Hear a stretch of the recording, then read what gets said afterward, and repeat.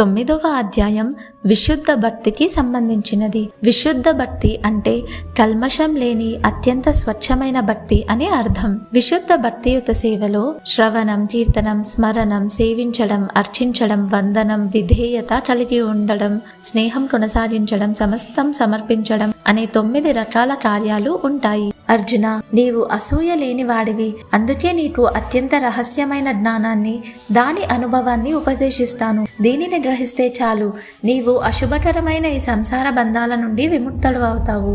ఈ జ్ఞానం విద్యలన్నిటిలోనూ రాజు వంటిది, పరమ పవిత్రమైనది. దీనిని మనం సొంతంగా అనుభవపూర్వకంగా తెలుసుకోవచ్చు.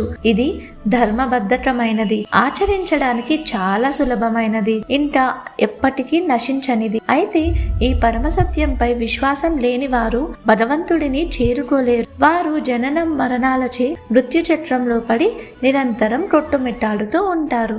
శ్రీ భగవానువాచ ఇదం తు తే గుహ్యతమం ప్రవక్ష్యామ్యనసూయవే జ్ఞానం విజ్ఞాన సహితం యజ్ఞాత్వా మోక్షసే శుభాత్. రాజవిద్యా రాజగృహ్యం పవిత్రం మిదముత్తమం ప్రత్యక్షావగమం ధర్మ్యం సుసుఖం కర్తుమవ్యయం. అశ్రద్ధా దానః పురుష ధర్మస్యాస్య పరంతప అప్రాప్య మాం నివర్తంతే మృత్యు సంసార వర్త్మని.